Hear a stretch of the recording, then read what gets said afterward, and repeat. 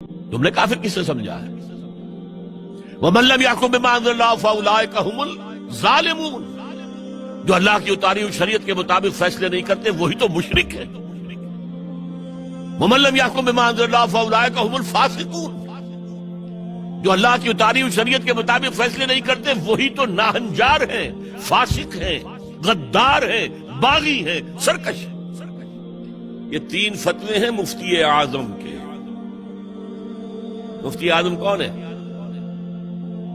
اللہ۔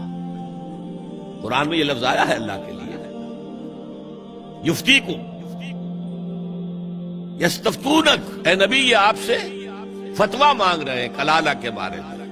قل اللہ یفتیکم، کہہ دیجیے اللہ فتویٰ دیتا ہے۔ لو تو مفتی اعظم کون ہے؟ یہ ساری دنیا کے مفتی مل کر بھی اگر مفتی بن جائیں ایک تو کیا اللہ کے برابر ہوں گے؟ اور اللہ کا فتویٰ یہ ہے جو اللہ کی اتاری ہوئی شریعت کے مطابق فیصلے نہیں کرتے وہی تو کافر ہے، وہی تو ظالم ہے، وہی تو مشرک ہے، وہی تو فاسق ہے، وہی تو سرکش ہے۔ اور یہ تین فتوے ایک رکوع میں آئے ہیں، سورہ مائدہ کا رکوع نمبر 7۔ تو یہ شہادت جو